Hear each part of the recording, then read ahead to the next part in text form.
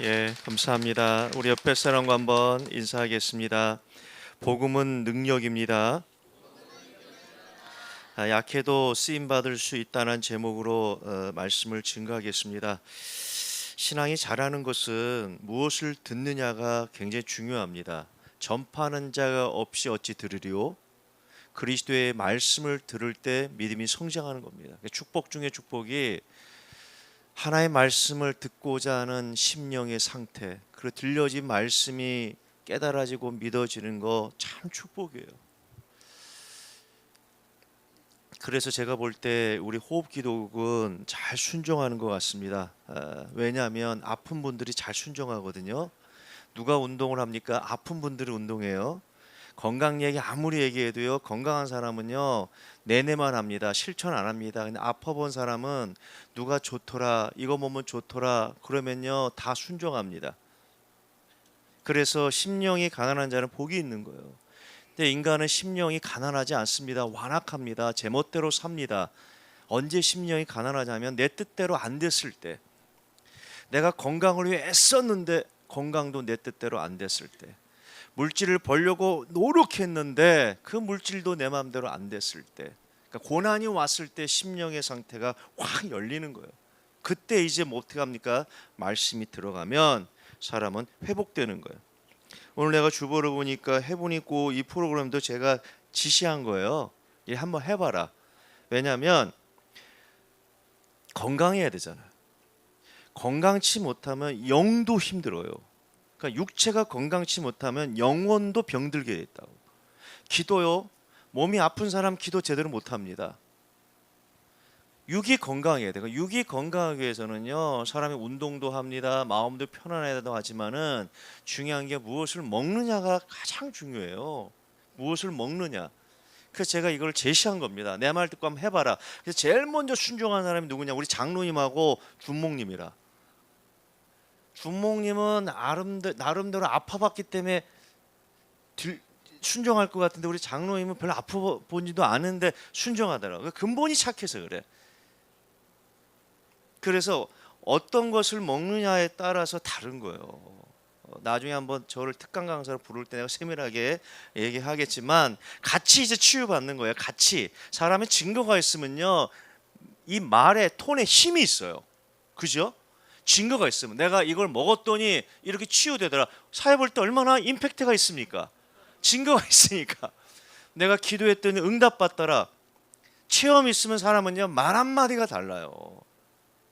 그렇기 때문에 나는 여기 계신 분들이 영혼의 치유받고 육신이 치유받아서 우리 예원교회 가장 전도를 많이 하는 귀한 국이 되기를 예수 그리스도의 이름으로 축복합니다.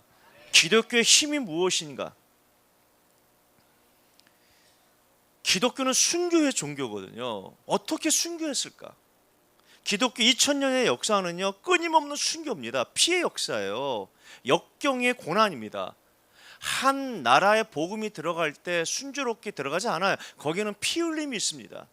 그런데 왜 그런 순교와 고난과 핍박이 와도 그렇게 담대하게 복음을 증거합니다? 죽어도 좋다는 거예요. 내 가정에 문제가 와도 좋다는 겁니다. 내 자식이 죽어도 나는 이 복음을 저버릴 수 없다는 그런 믿음이 왜 있겠습니까? 그것이 바로 보혈의 능력입니다. 피의 능력이에요. 이번 주가 고난 주간이 시작이 됩니다. 이제 금요일 날 예수님이 유월절 어린 양이 되어서 십자가에서 붉은 피를 흘려요. 그 피의 능력을 아는 사람들, 그 피의 은혜를 아는 사람들이 전도자가 될 수 있는 것이고, 그 사람의 가정을 복음화시키는 것이고, 그 사람의 국가를 복음화시키는 거예요. 성경은 왜 기록되었는가? 도대체 성경이 왜 기록되어 있는가? 창세기 3장 때문에 기록된 겁니다. 다른 말로 하면 왜 성경을 기록했을까? 하나님은 창세기 3장의 죄 때문에 기록된 거예요. 첫사람 아담의 죄로 말미암아 첫사람이 대표자잖아요. 인류의 그의 모든 후손들은 죄를 안고 태어난 죄인입니다. 죄의 문제가 얼마나 비참합니까? 아담의 죄를 짓자마자 얼마나 비참합니까? 에덴 동산에 추방됐어요. 그리고 엉겅퀴가 나는 그 가시밭 같은 그 밭에서 땀 흘려 먹고 살아야 돼요. 아들을 낳습니다. 기뻤어요. 그 첫 아들 가인이 아벨을 돌로 죽입니다. 부모 입장에서는 이게 고난이고 이게 저주 아닙니까? 자기 죄로 말미암아 이 후손들에게 내려올 이 죄의 저주들. 왜 죄가 무섭습니까? 성경 이렇게 합니다. 죄의 싹은 사망이다. 죄의 결과는 사망이에요. 사람이 먹으면 얼마나 먹겠어요? 여러분, 많이 먹을수록 병 걸려요. 맛집을 돌아다닐수록 병 걸린다니까. 맛있는 걸 좋아할수록 병 걸려요. 그래서 음식은요, 완전히 어떻게 합니까? 시골, 저 산골짜기에 들어가 사는 시골 그 어르신들의 밥상으로 가야 돼. 그래야 이게 몸이 회복이 돼요. 여러분, 우리 민족은요 원래 흰밥을 먹지 않았어요. 흰밥이 없었습니다. 옛날 제가 이제 공부를 했는데 우리 옛날에는 벼를 갖고 오면 어떻게 합니까? 찢잖아요. 그 껍질만 버리거든. 근데 그냥 먹지 않아. 그걸 또 그 뭡니까? 절구통에 넣어 쪄갖고 물로 씻어서 이게 나오거든. 그럼 쌀이 흰 쌀이 없어. 황색 쌀이라. 황색, 곱거나 황색 쌀. 그게 우리가 뭡니까? 거기에 온갖 영양가가 다 있는 그걸 먹었거든. 그 옛날에 100년 전만 해도 우리 민족의 밥그릇을 보면 흰밥이 없어요. 흰밥은 양밥만 먹는 거예요. 그죠? 양밥만 먹기고 흰밥을 많이 먹은 사람에게 오는 병이 양반병이라서 당뇨병이 왔다고. 옛날 우리 어르신들 밥상은 황색이었다. 황색 아니면 약간 검은스름했거든. 그걸 먹은 거예요. 근데 일제시대 때 일본 사람들 어떻게 합니까? 이 전쟁을 하기 위해서 정미소를 한국에 곳곳에 세웠거든. 그 쌀을 갖다 완전히 벗겨버린 거야. 희귀한. 왜? 먹기 편하잖아. 전쟁터에 간 군사들이, 여러분 옛날 우리 황색 쌀이나 약간 거무스름 쌀은요 먹을 때 꼭 씹지 않고선 소화가 안 됐다고. 그래가지고 전쟁터에서 군인들이 전쟁을 못하는 거야. 그리고 어떻게 해요? 정미소를 곳곳에 세워서 쌀에만 깎은 거예요. 깎아서 그냥 흰밥 이걸 먹고 일본 군인들이 각기병이 걸려버린 거예요. 그래가 또 일본 어떻게 합니까? 여기서 어떻게 해요? 또 쌀 룬에 그걸 또 이렇게 해갖고 병사들한테 주고. 근데 이것이 이제 일제 시대 되면서 이제 한국 사람들이 흰밥을 먹게 되는 거예요. 근데 당뇨병 환자들이 너무 많아. 내가 일본을 갔다 왔죠. 일본. 저번 주 일본을 2박 3일 출장을 갔다 왔는데 모든 게 다 흰밥이에요. 내가 물어봤다고. 당뇨병 환자가 너무 많은 거예요. 흰밥에다 흰 밀가루에다가 흰 설탕에다가.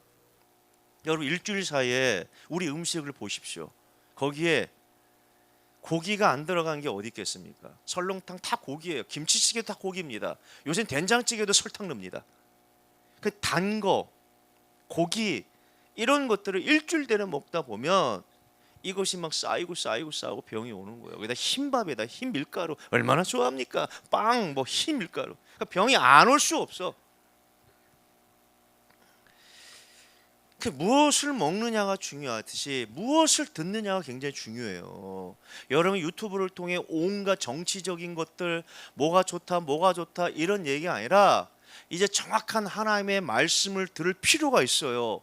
왜 죄가 무섭습니까? 죄의 싹슨 결과는 사망이에요. 먹으면 얼마나 먹고 돈 있으면 얼마나 놀겠습니까? 그래봤자 70년 80년이에요. 인생의 축복이 뭐냐? 영혼의 문제를 해결받는 거예요. 근데 죄가 있으면 영혼의 문제를 해결받을 수 없어요. 죄의 싹은 사망이라.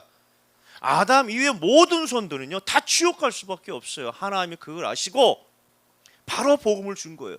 여자의 후손, 즉 메시아 그리스도가 오시면 이 죄 문제를 해결할 것이다. 이것을 예언한 책이 구약이에요. 구약이 뭐냐? 그리스도 오실 것이다. 왜 오셔야 되느냐? 우리의 죄 문제를 해결하기 위해서. 죄 문제가 해결돼야 하나님 만나지요. 왜? 하나님은 죄가 없는 분이라. 죄인과 하나님은 하나 될 수 없어요. 죄 문제가 해결돼야 하나님 만날 수 있는 거예요. 그래서 성경은 끊임없이 그리스도가 오시면 우리의 죄를 해결해 주실 것이라고 끊임없이 약속합니다. 이스라엘 백성이 430년 동안 애굽의 노예가 됩니다. 노예 자체가 비참하죠. 아브람과 맺은 약속대로 그들이 어떻게 해요? 출애굽합니다.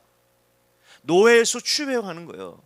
출애굽하자마자 가나안 땅으로 인도한 게 아니라 하나님은 45일을 걸어서 시내산 저 남쪽으로 오게 합니다. 그리고 11개월 20일 동안 시내산에서 이스라엘 백성이 정착하게 해요. 그러면서 십계명을 줍니다. 그리고 많은 율법을 주셔요. 그리고 성막에 대한 설계들을 줍니다. 이스라엘 백성은 성막의 설계대로 성막을 제조합니다. 왜 율법을 주셨을까요? 왜 십계명을 주셨을까요? 그 안에 하나님 만나는 길을 제시한 거예요. 하나님 만나기 위해서 가장 중요한 게 뭐냐면 내가 죄인이구나. 내가 창세기 3장 이후에 아담의 죄로 말미암아 나에게도 이 죄성을 가지고 태어난 죄인이구나. 나는 완전히 부패된 존재구나. 전적 타락된 존재구나. 내 의와 내 노력으로는 절대로 하나님 만날 수 없는 죄인이구나. 그래서 여러분 구원이라는 것은 두 가지가 성립돼야 돼. 첫 번째는 죄인이 돼야 됩니다. 그 두 번째는 구원자는 그리스도밖에 없어요. 그러면 그리스도만이 길이요 진리요 생명이요 하나님 만나고 우리의 죄사함 받을 수 있는 유일한 길임을 알기 위해서는 내가 죄인한 사실을 인정해요. 이걸 모르는 거예요. 이스라엘 백성이 하나님 율법을 통해서 너가 죄인이라는 것을 깨닫게 하는 거예요. 율법을 통해서 너는 죄인이야. 너는 망해야 돼. 율법의 기능으로 봤을 때 너는 죄인 중에 죄인이야. 너는 도둑질했어. 너는 탐욕을 품었어. 너는 우상 숭배했어. 너는 죄인이야. 죽어야 돼. 망해야 돼. 저주가 너에게 임했어. 율법을 통해 깨닫게 되는 거예요. 그럼 어떻게 합니까? 율법은 구원할 수 없어. 죄를 깨닫게 하는 거예요. 그럼 어떻게 합니까? 죄를 깨닫는 순간 하나님이 세우신 성막으로 가는 거예요. 성막에 간 문이 있습니다. 이 문은 두 사람이 들어가면 안 돼. 개인 혼자 들어가야 돼. 성막의 문을 딱 통과했을 때 앞에 큰 번제단이 있다고. 얼마나 잔인합니까? 그 번제단 밑에는요 수많은 짐승의 피가 있습니다. 그들이 번제단에 왔을 때 그냥 오는 곳이 아니라 짐승을 갖고 와요.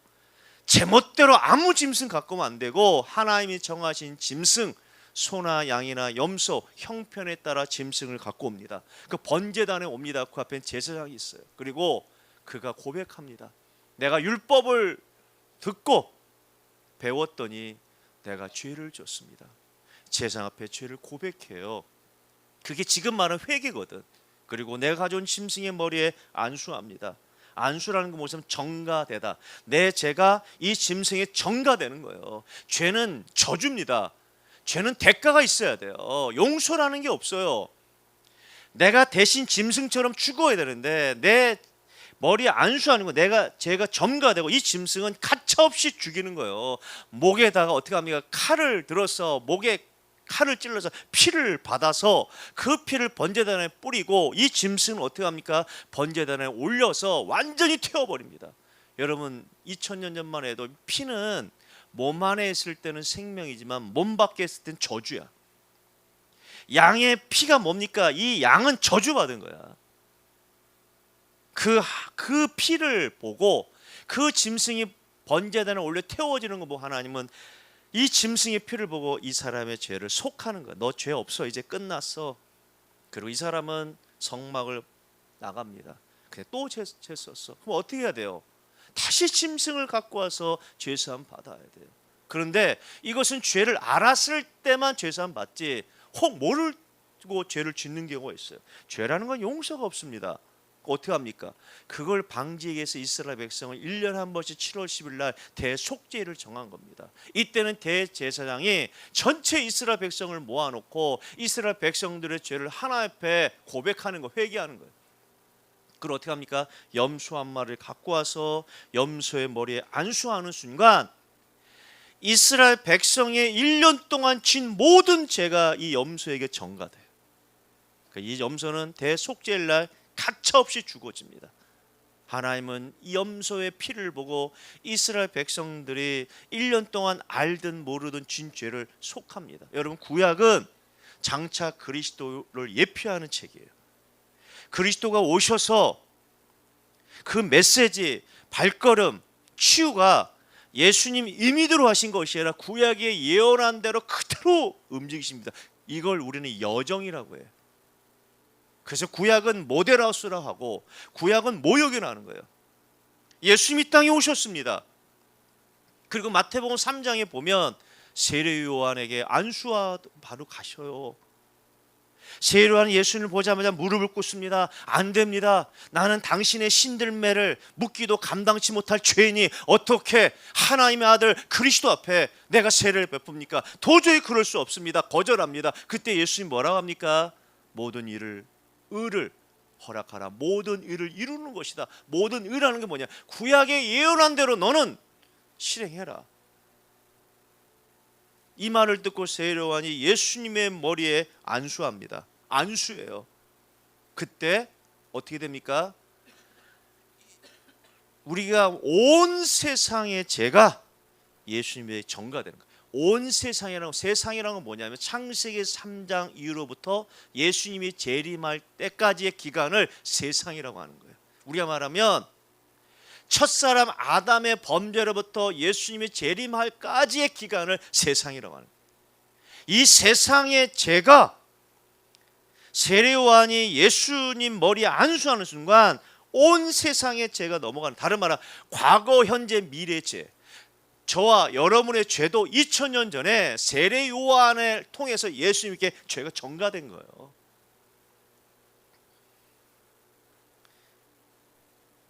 세례 요한이 안수하는 순간 성삼위 하나님이 어떻게 합니까?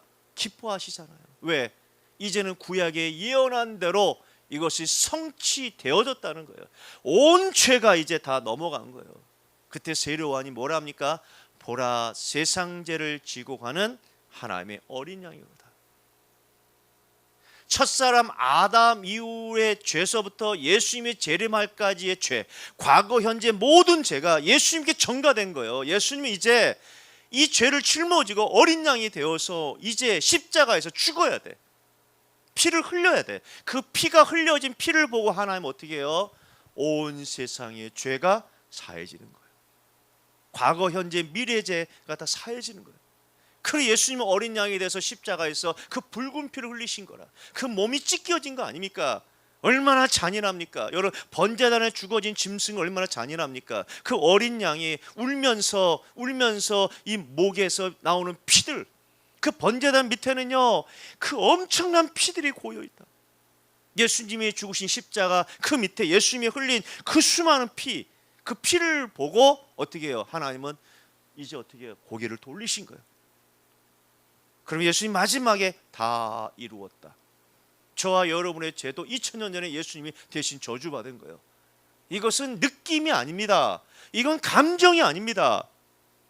여러분의 감정이 어떠하든, 여러분 느낌이 어떠하든, 여러분 신앙이 어떠하든 이건 사실이에요. 이 붉은 피를 믿는 자, 내 죄가 예수님께 전가되고 예수님이 내 죄를 위해 십자가에서 어린 양이 돼서 그 붉은 피를 흘리신 것, 그걸 믿는 겁니다. 믿는 거예요. 믿는 자가 구원받는 거예요. 그래서 여러분들 예수님 옆에 두 명의 강도 중에 한 사람 한 게 뭐가 있습니까? 평생 동안 강도주밖에 없는데 가족을 힘들게 하고 주변을 힘들게 하고 세상에서 손가락질 받아서 너는 십자가에 죽어 마땅한 인간하고 칭한 자가 무슨 실적이 있고 무슨 선함이 있겠습니까? 그런데 오세요. 그리스도의 붉은 피를 믿는 순간 네가 낙원에 가리라. 그래서 사도 바울은 고린도에 도착했을 때 고린도 2장 2절에 이렇게 증거합니다. 내가 그리스도와 십자가 외에는 자랑하지 않겠다. 그냥 십자가 아니라 나의 죄를 짊어지고 십자가에 붉은 피를 흘리신 그 그리스도의 피가, 그 보혈의 피가, 난 그것만 자랑했다. 왜? 거기는 능력이 있어요. 거긴 치유가 있습니다. 거긴 회복이 있는 거예요.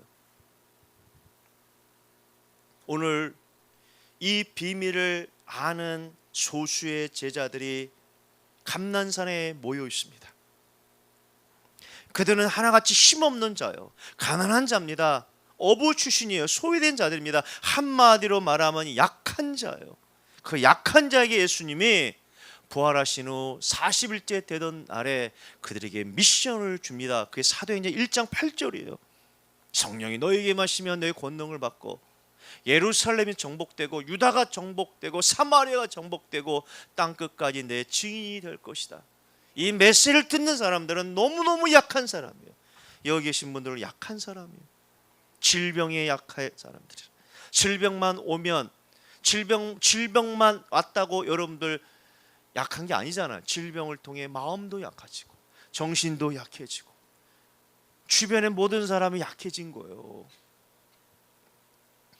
2000년 전에 그 감난산에 모인 사람도 이렇처럼 약한 사람을 향해서 237 5천 종족을 향해서 전도자로 쓰시겠다는 간절한 소원이 그곳에 있었다.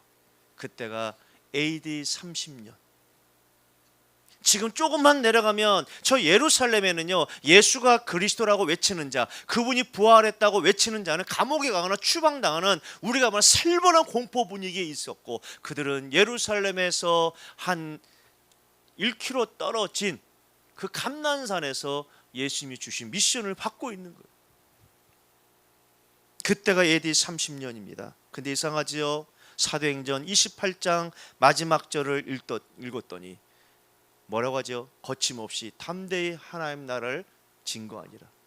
이때가 로마예요. 30년이 흐른 AD 60년에 사도행전은 소수의 사람들이 감난산에 모이는데 마지막 장은 로마까지 증거된 겁니다. 30년 만에. 이게 가능할까요? 약한 자인데, 우리가 말하면 소외단체, 어부 출신인데 힘없는 자들이 어떻게 그럴 수 있을까? 여러분, 유대인들은 우리와 다른 사고방식이 있어요.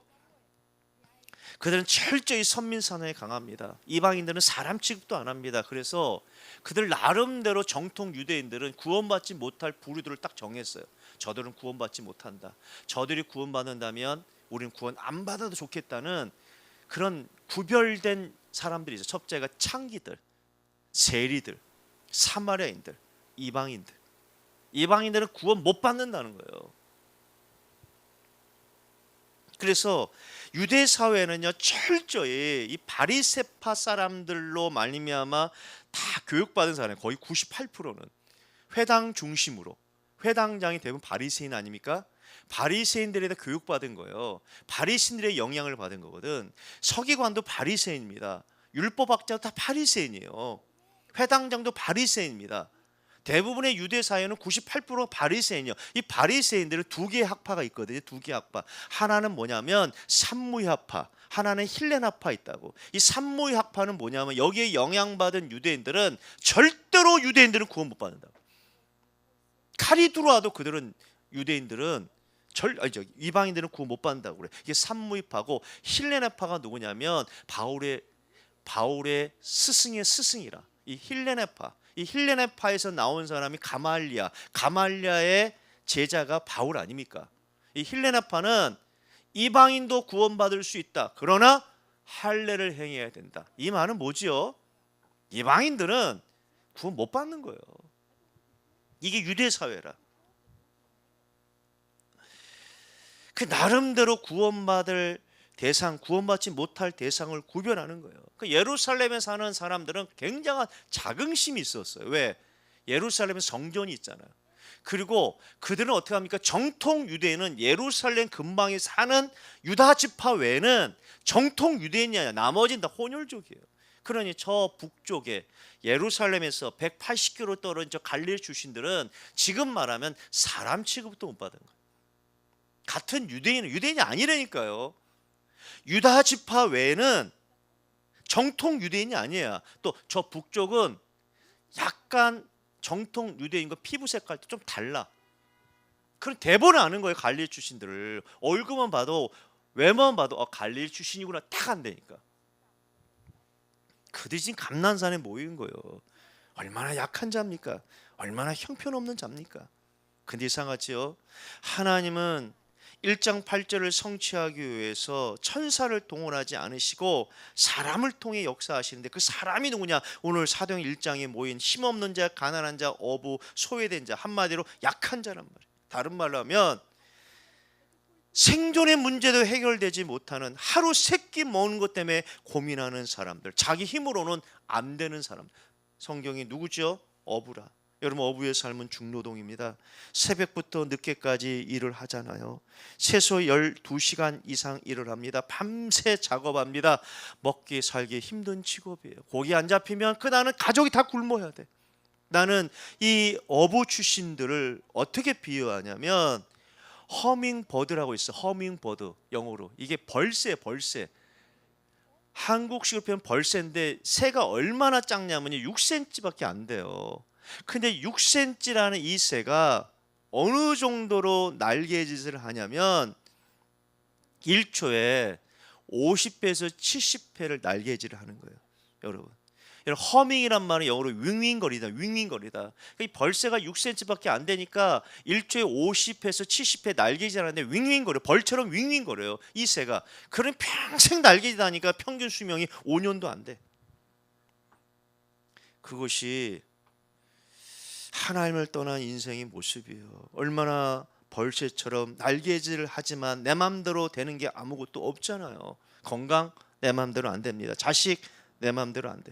오늘 목사님이 강단을 통해 가정에 부모님들이 화를 내지 말라. 이거는요, 복음 가진 부모 외에는 안 돼. 화날 짓을 하거든. 그렇잖아. 화날 짓을 해. 그 세상에서 안 되는 것 중에 하나, 건강이 내 마음대로 안 되죠. 자식이 내 마음대로 안 됩니다. 남편이 내 마음대로 안 돼. 내가 어떤 TV를 보니까 여자가 하루 종일 해. 그 남자는 일을 안 해. 개미야 배짱이야, 제목이. 아내는 쭈라고 일만 하고 남자는 일도 안 해요. 일도 안 하고 뭐 어떻게 합니까? 맨날 기타 가지고 노래 부르더라. 그래서 제목이 개미야 배짱이야. 그래서 아내한테 물어본 거야.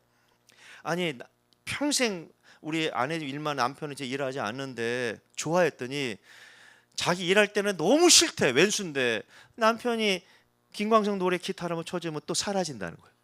기쁘다는 거예요. 자기가 처녀 때 남편이 너무 좋더래. 기타 치고 막 김광석 노래 부르면 너무 행복하대. 근데 30년 동안 기타만 치더래. 일 안 하고 맨날 기타 치대. 여자들이 착해요. 대부분 못된 사람도 있지만 여자가 착해. 그러니까 여러분, 아이한테 화를 안 내고 싶지만 이게 안 내나. 이게 복음이 없으면 안 되는 거예요. 하나님 말씀이 없으면 안 돼. 하나님 나 자신을 직면하는 시간이 없으면 안 됩니다. 정말이에요. 제가 결혼한 지 24년 됐거든요. 24년 됐는데 저는 우리 아내하고 소리 이상 톤 올려서 싸운 적이 없어요. 징그럽죠, 여러분 볼 때. 싸운 적이 없어요. 막 소리를 지른다 싸운 적이 없대. 소리 이상 올린 적이 없어요. 얼굴 보니까 많이 싸울 것 같죠? 제가 의외로 욱하는 게 없어요. 이 욱하는 게 없다고. 신경질적이지 않아. 왜 아이들은, 우리 아내 그대로, 여보, 아이들은 성경의 잠언대로 매를 때려야 돼. 그럼 너가 때려라. 자기는 한 대도 안 때리면서 나도 한 대도 때리는데 왜 애를 때려? 때려서 들을 놈이면 뭐하러 부모가 신앙생활 하냐고, 뭐하러 자녀를 위해 기도하냐고.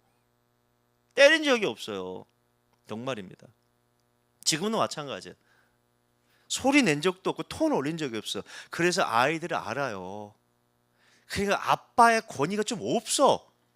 여러분, 교회에서 이렇게 있는데 집에서까지 권위를 베풀면 어떻게 되겠냐고. 내가 피곤해서 못 살 것 같아.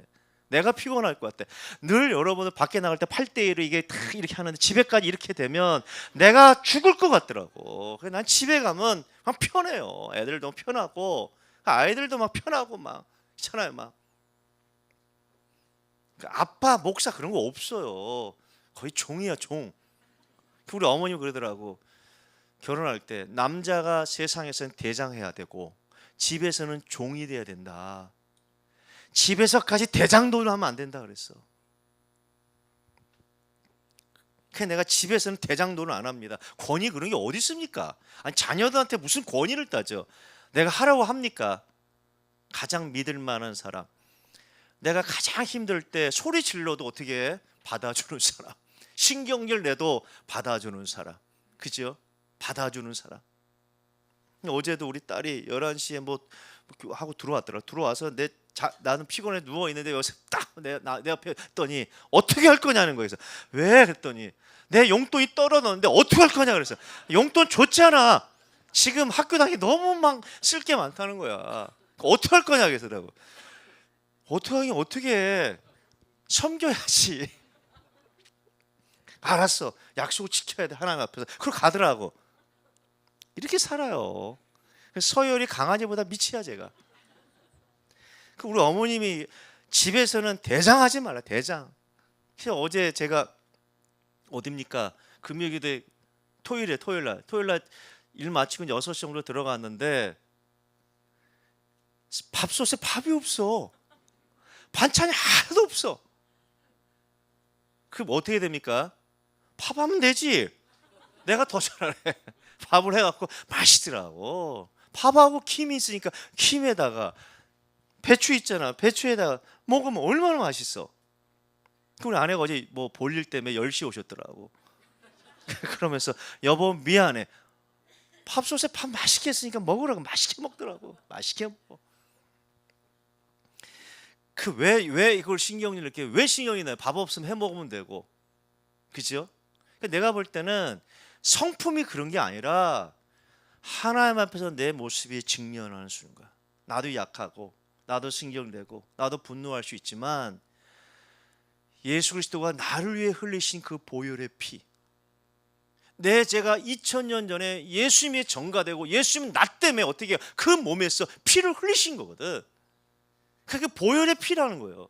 그 보혈의 피를 봤을 때 이게 무슨 신경질 낼 일이고 이게 무슨 싸울 일이고 이것이 무슨 근심할 일이냐고요. 이것이 멱살 잡고 소리내 싸울 일이고 분노할 이유가 아니잖아요. 우리가 한 게 뭐가 있는데, 우리가 하나님 앞에 자녀로서 한 게 뭐가 있는데, 우리의 실적이 뭐가 있는데, 우리의 선함이 뭐가 있는데, 하나님 앞에 내세울 행위가 뭐가 있는데 아무것도 없잖아요. 한 걸 뭐가밖에 없습니까? 믿은 거밖에 없어. 예수님이 나를 위해 십자가에 죽으시고 피 흘려 죽으신 거 내가 믿은 거밖에 없다고. 이 믿은 사람들이 감난산에 모일 때 예수님이 사도행 1장 8절에 메시지를 주신 거예요. 그들의 능력으로 안 되니까 기도해라. 기도하면 성령이 임할 것이다. 그러면 너희들 증인의 삶을 살 것이다. 너희들 약하다. 사실이에요. 어부 약합니다. 배우지 못했어요. 소외된 자들입니다. 이들을 통해 하신다는 겁니다. 근데 전제 조건이 있어. 성령 충만 받으면 너희 증인의 삶을 살 것이다. 그래서 어떻게 합니까? 기도하라는 거예요. 여기 증인이란 말은 법률 용어 아닙니까?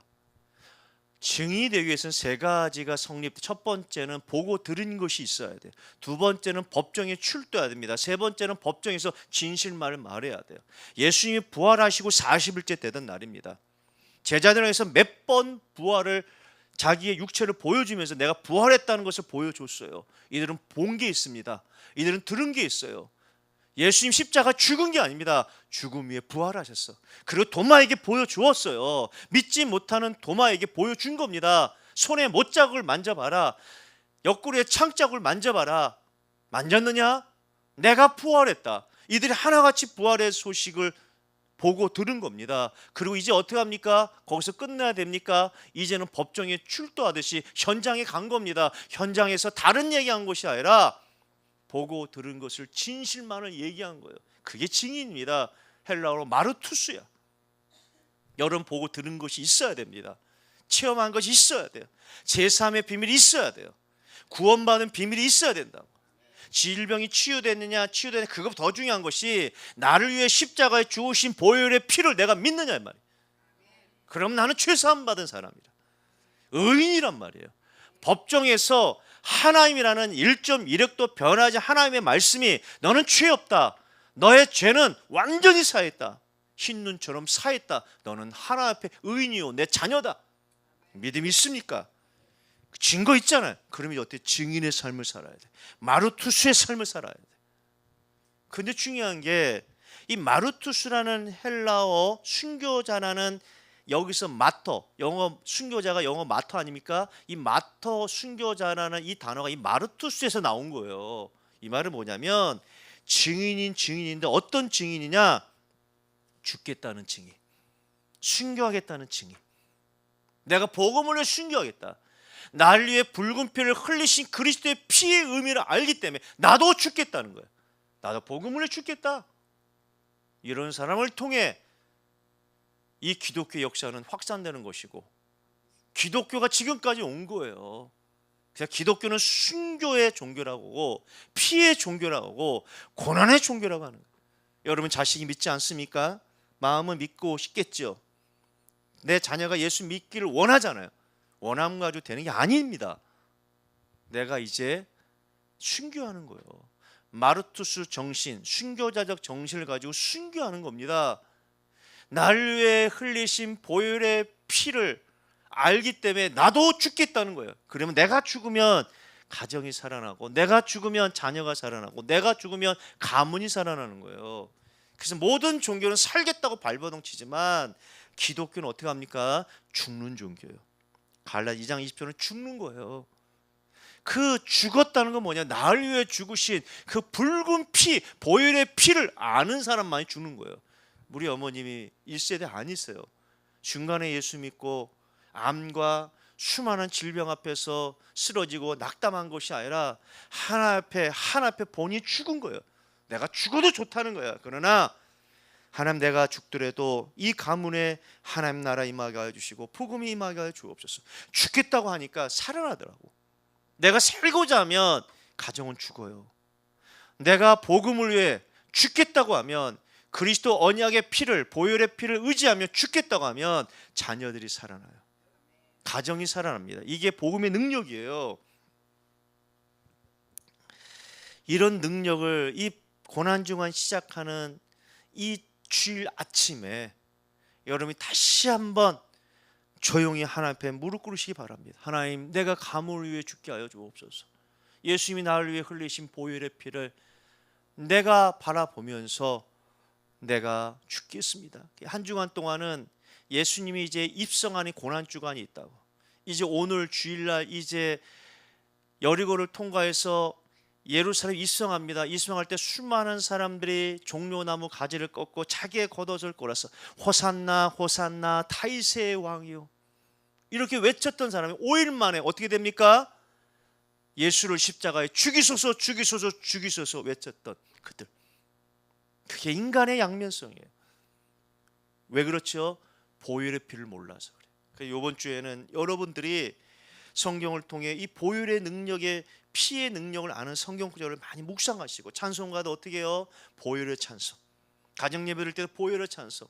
내가 혼자 하나님 예배 드릴 때도 보혈의 찬송을 하면 그 보혈의 능력이 여러분 치유할 것이고 회복할 줄 믿습니다. 미국의 명문 고등학교가 있습니다. 필리스 아카데미라는 사립고등학교 있어요. 1778년에 개교한 학교입니다. 이 학교의 교훈이 뭐냐? Not for self예요. 이 말은 뭐죠? 자신을 위해서가 아니다. 이 뜻이 뭡니까? 나를 위해 살지 말고 남을 위해 살라는, 이게 기독교의 정신이에요. 이게 미국을 이끌었던 중산층의 정신이라니까. 아시아 국가는 이런 교훈이 안 나와요. 왜 남을 위해 삽니까? 나를 위해 살아야지, 가정을 위해 살아야지, 물질을 위해 살아야지, 권력을 살아야지. 왜 남을 위해 삽니까? 이게 불교 국가의 특징이고 아시아 국가의 특징이지만 미국 기독교의 사원은 뭐냐? 나를 위해 살지 말고 남을 위해 살라. 이 학교의 개교 교훈이에요. 남을 위해 살면 가난해야 되죠. 빈털터리가 되어야 됩니다. 근데 이상하지요. 이 학교 출신들이 대통령이 나왔어요. 장관이 나왔습니다. 기업이 나왔어요. 거부가 나서 노벨상 나왔어요. 그럼 이 사람들의 장학금을 얼마나 이 학교에 기증하는지 몰라요. 하나같이 그 정신이라 나를 위해 살지 말고 남을 위해 살자.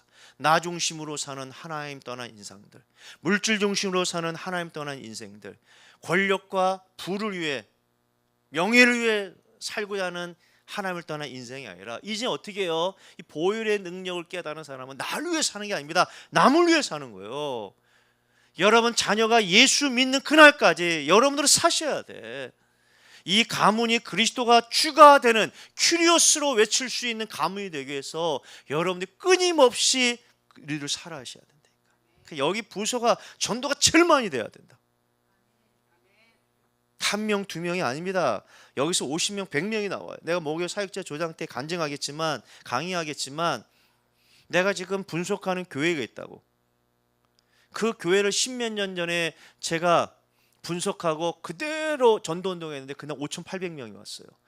근데 그때는 3.1조가 잘 안 돼갖고 이게 됐지만 지금은 3.1조 시스템이 되기 때문에 그 마음과 열정이 다시 한번 회복되면요 수천 명이 옵니다. 꽉꽉 차고 넘쳐요.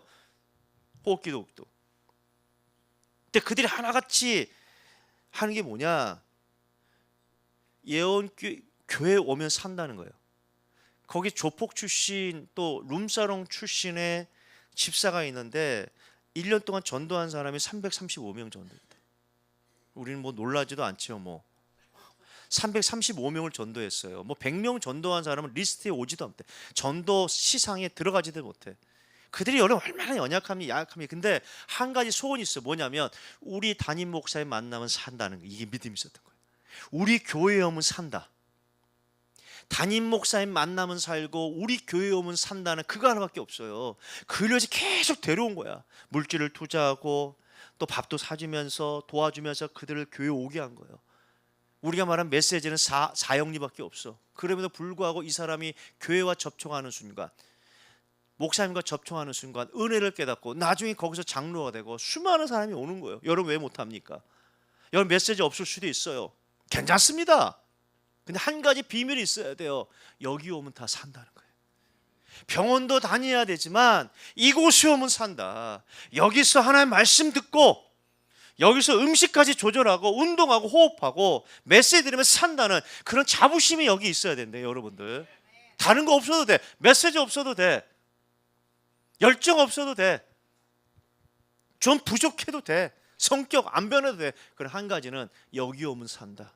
주변에 아픈 사람들, 주변에 병든 사람들, 갈등하는 사람들 이곳에 오면 살 수 있다. 여기 다 있잖아요. 메시지 있잖아요. 영혼이 치유받지 않습니까? 호흡 아무나 가르치는 줄 아십니까? 호흡 아무나 가르치는 게 아니에요. 그냥 호흡도 아니잖아요. 복음 호흡이거든. 그런데 요번에 또 음식까지 하네? 그러면 다 치유된다니까 여러분들. 다 치유되는 거야. 내가 우리 국장님한테 얘기했다고. 내가 하고 있다. 한번 해봐라. 내가 하는 대로 해봐라. 순종 한번 해봐라. 근데 안 믿으니까 지금 피검사 갖고 와라 그랬어. 피검사 해봐라. 콜레스테롤, 당뇨 출시 다 나오잖아요. 뭐 간 기능 뭐 다 나오거든. 피 하나만 하면 다 나오잖아. 그리고 시작하자. 그 대신에 내 말만 2주만 들어봐라. 들어봐. 고기, 달걀, 생선, 오이 다 먹지 마라. 동물성 다 먹지 마라.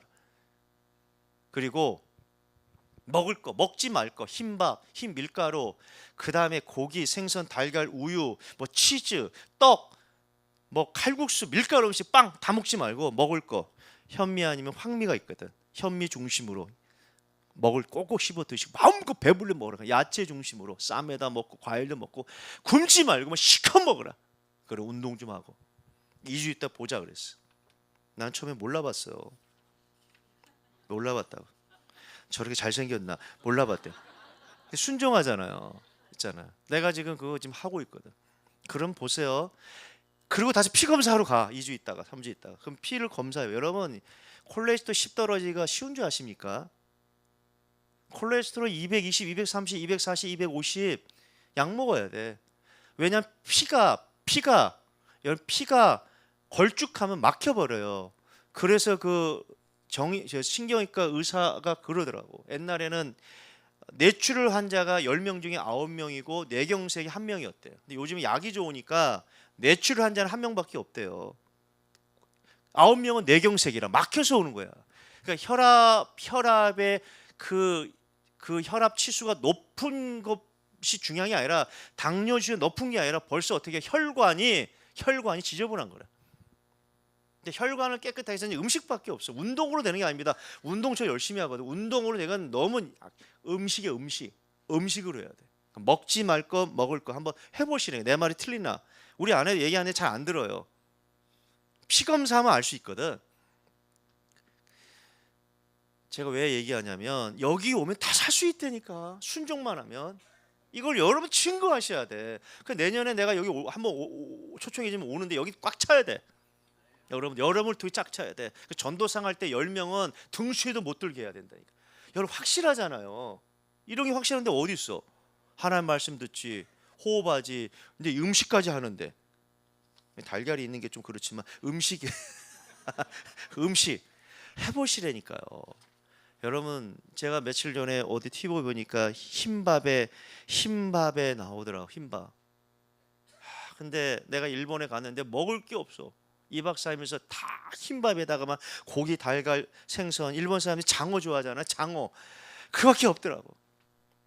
야, 야채만 먹다 왔어요. 완전히 염소돼 갖고 야채만 먹. 근데 컨디션도 좋더라고. 그래서 여러분들이 한 가지 비밀, 그 보혈의 피를 의지하고 외치세요. 외치시라니까. 수르보니 여인처럼 외치라고. 여기 오면 다 산다. 데려오세요. 그 회복될 겁니다. 이 은혜를 깨닫는 여러분 되기를 예수 그리스도의 이름으로 축복합니다. 하나님 감사합니다. 짧은 시간 메시지를 증거했습니다. 고난 중간 시작이 됩니다. 나를 위해 십자가의 붉은 피를 흘리신 그 그리스도의 사랑, 2000년 전에 나의 죄도 세례 요한이 예수님 머리 안수할 때 예수님에게 전가되고, 예수님은 나의 죄를 짊어지고 십자가에서 어린 양처럼 그 온몸에 피를 쏟으시고 그 온몸에 살이 찢기시고 머리에는 가시 면류관을 통해 피를 흘리시고 옆구리에는 창을 통해서 그 보혈의 피를 흘리심으로 말미암아 내가 죄사함 받고 하나님의 자녀 되고 내 죄가 흰 눈처럼 사해 주시고 이제는 하늘 보좌에 내 이름을, 우리의 이름을 기록해 주셔서 하늘 백성이 된 거 감사를 드립니다.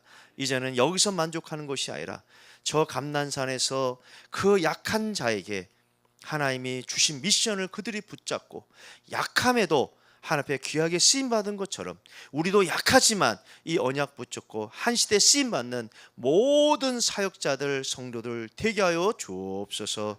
예수 그리스도의 이름으로 감사하며 기도드리옵나이다. 아멘.